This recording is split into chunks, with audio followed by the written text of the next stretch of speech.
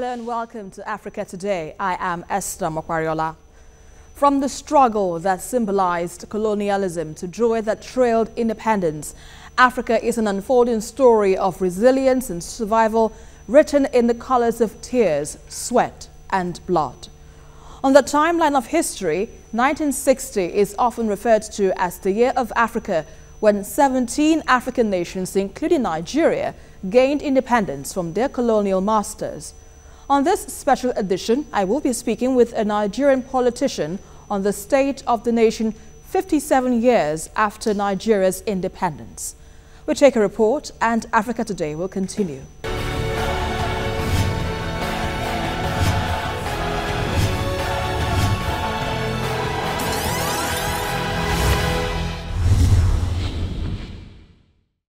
For 6 years after the northern and southern protectorates were joined to form a nation, in what is popularly referred to as the amalgamation of 1914 by then colonial governor Lord Frederick Lugard, the Nigerian state reached a milestone on October 1st, 1960, when the British Crown eventually agreed to lower the Union Jack in favor of Nigeria's green-white grain. From October 1st, 1960, your future will be in your own hands. Independence was hard fought and hard won. It was the culmination of decades of agitations by the nation's leading lights of the era, who insisted that native Nigerians needed to have not only a greater say, but exclusive say in their own affairs.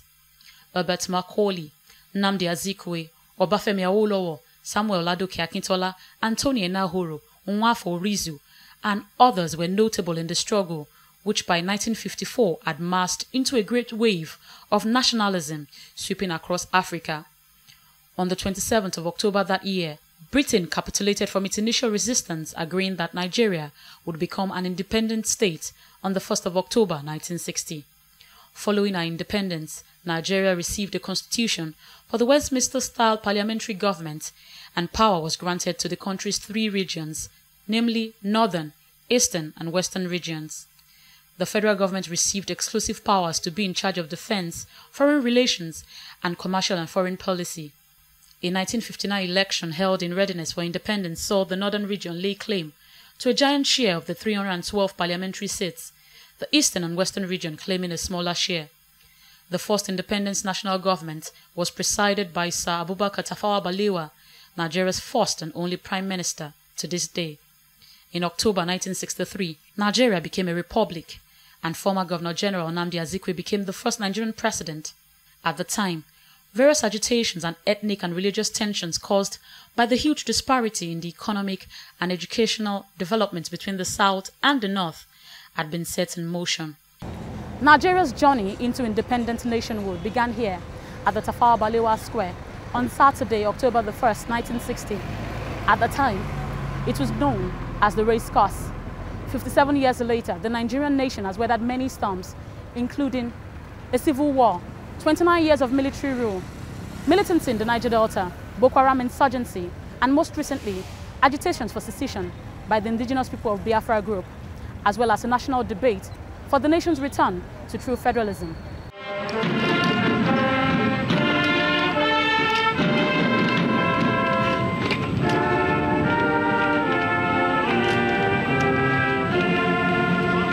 Attaining 57 means that Nigeria has come of age. But what it has to show in terms of the welfare and quality of life of its people hardly matches up.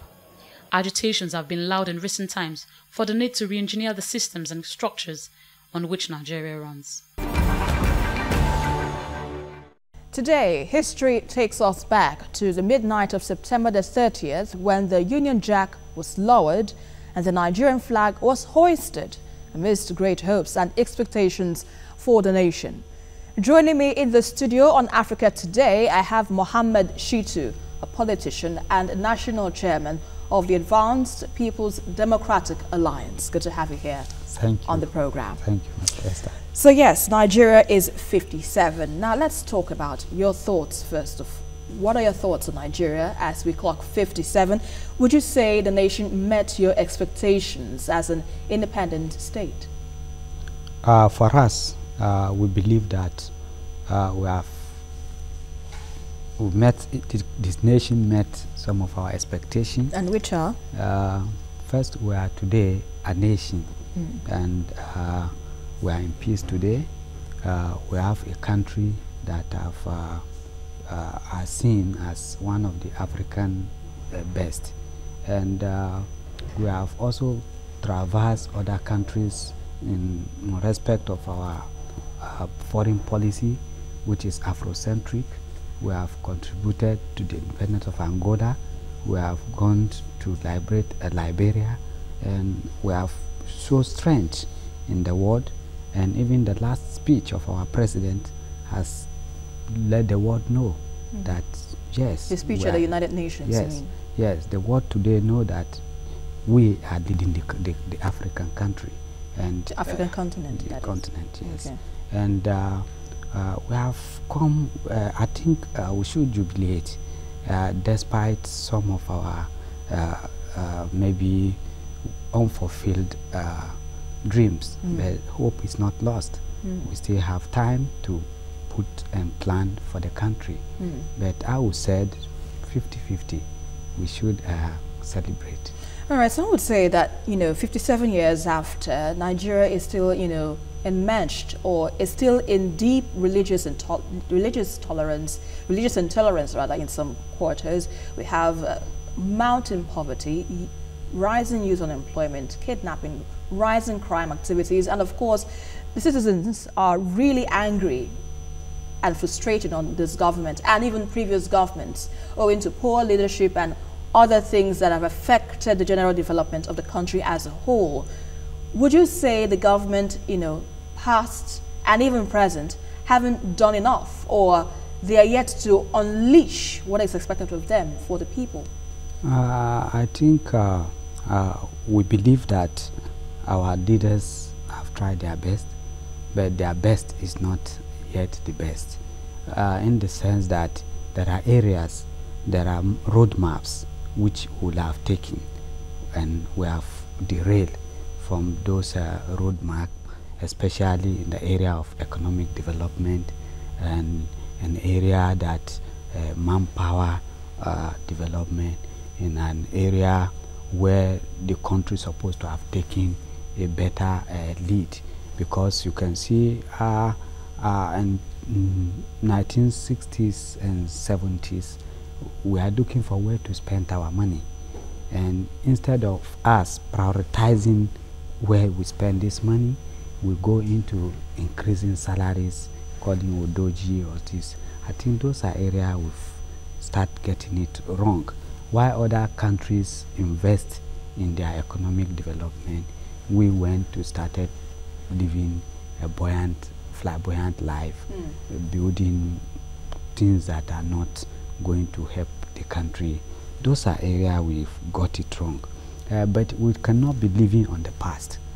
The past is already, as a nation, we should put the past behind us. But we can also learn from the past as well. That's why we learn from it, and then be able to now prepare a better future for our country, in the sense that if we look at the past and stay in the past, that is why we are still where we are today. As I'm talking to you, instead of us as a country to sit down and then put up our economic development plan, talking of restructuring, these are areas now that as a country at 57 we must look at. We must start looking at ourselves as one entity. We must go into our constitution and remove issue of indigenship issue. These are what has take us back, when merit is not respected.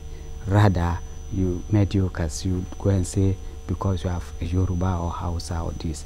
These are areas we need to now start addressing. There's so many talks about restructuring. Some would say the mindset, some would say the region, some would say resource control. What exactly are you talking about? We are talking of economic development, right? Because without the economy, a country cannot move.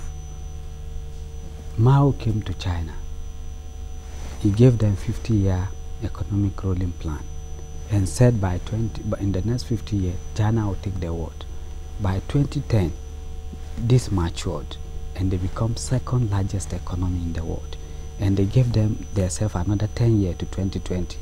and they work towards it. We have had Vision 2010, we have had Vision 2020, we have had Vision this. Do we as a country work towards those visions? And what are the hindrances to those visions? Why are we not achieving it? You cannot achieve all this without having your plan and your economic development vis-a-vis your own constitution that guide it. And that is why we are saying there are areas that we are lacking. You must allow state to tap into their resources. You must allow state to tap into constructing of their infrastructures. You don't, let's assume today, if you generate electricity from maybe Maiduguri, or from Bayelsa, you have to now transit it to national grid before you can, then the infrastructures are being collapsed.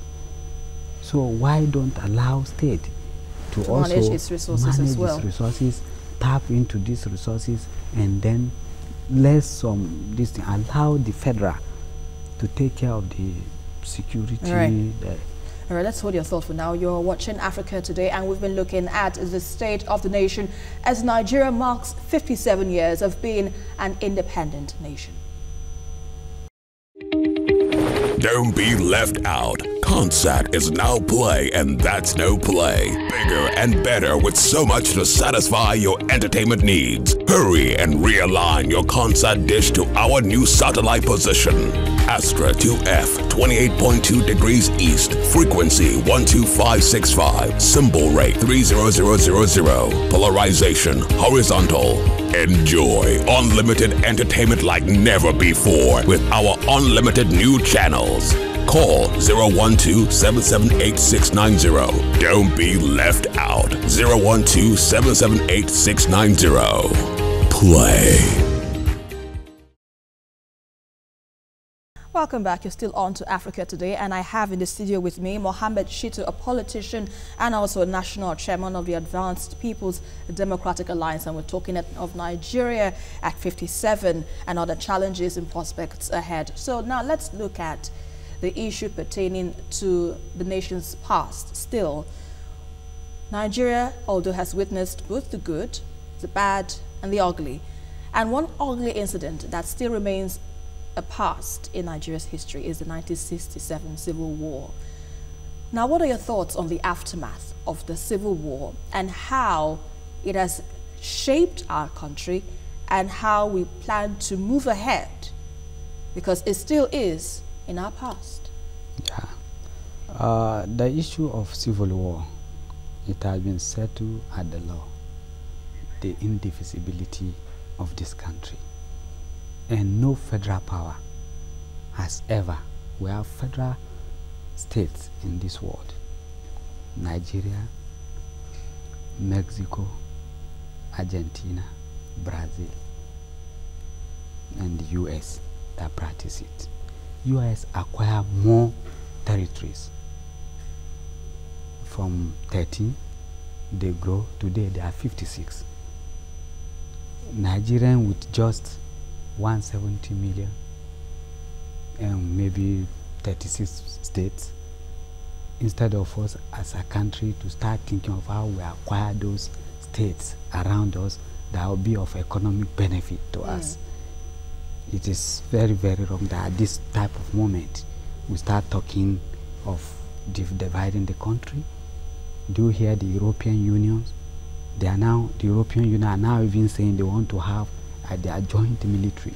But all this is a call for all these agitations, for this calls for secession or separation, as it were, is because, some of these groups, some of the ethnic groups in the country, for instance, the Saudis, they feel they've been marginalized over time, and some other regions as well in the country feel that they've not been represented, at the center. So now you say restructuring is a good one, but the 1967 Civil War is a reminder of what we saw some few weeks ago in the Southeast, where a group known as the IPOB, wanted to break away and call the Southeast a Biafra state. Even though they've been proscribed and labeled a terrorist organization, some would say that all that didn't really change the narrative or the perception that the Southeasterners have had over the years, that they've been sidelined or marginalized by the central government? Even if you give them Biafra, will you allow Osu to be president in Biafra? Osu, what do you mean by Osu? There are people that they call Osu. Okay. They cannot be president when you give them You Biafra. mean an outcast? Yes, outcast from Imo or Weri area. Will you allow Wawa to be the president of the Biafra? But what makes them an outcast? That is, you see, if you are talking of marginalization, Okay.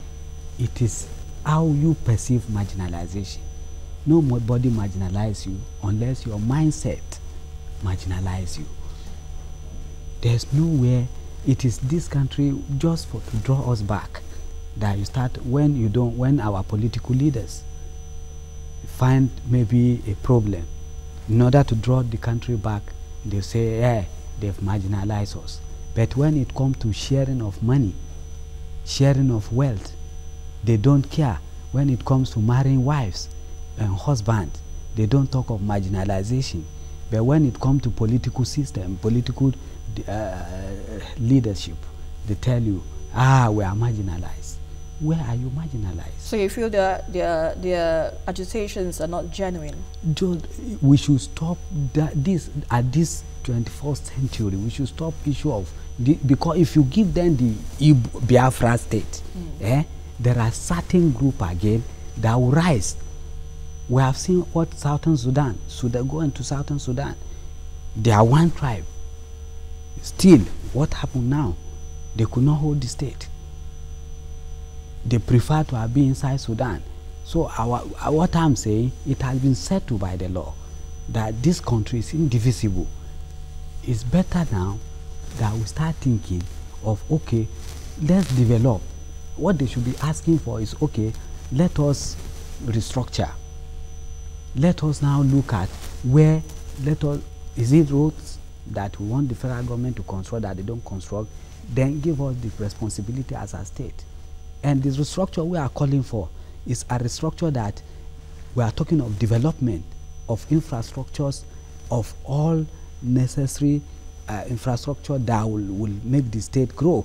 And then we are talking of the issue where state become the component unit, not region.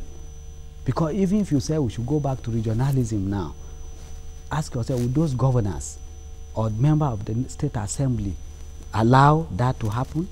Would they now all go to Enugu and be in Enugu state, or go to Ibadan, or all of them justice? Nobody wants to relinquish such. So let the state be the component unit of the federating unit. And then let us start thinking of how do we develop our infrastructures that have been decayed. And then let us start forgetting about I'm from here or from there. If as a person I can take my bag, go to the US today, in 6 months, I'll be elected or be elected for. Then why in my country? Even if I spend 100 years, my great-grandparents spent 100 years in a place, I would not. These are areas we should focus. All right. All right, let's look at, Nigerian politics. Very soon, in the next 2 years from now, we'll be having another election. And the opposition, which you also, you represent, that's the APTA, and we have the PDP. Some would say the opposition in Nigerian politics today is silent compared to what we had in the past. We had them in the times of Shagari, in the times of Awolowo, in the times of our past nationalists, so to say.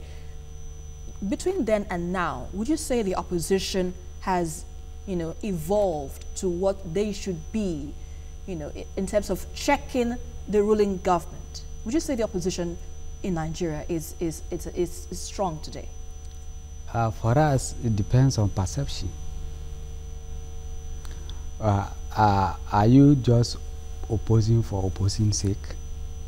But they have a role in any democratic society. Yes, you see, you look at parliamentary system, which give much emphasis into opposition, and you look at presidential system, where after election, the nation became your priority.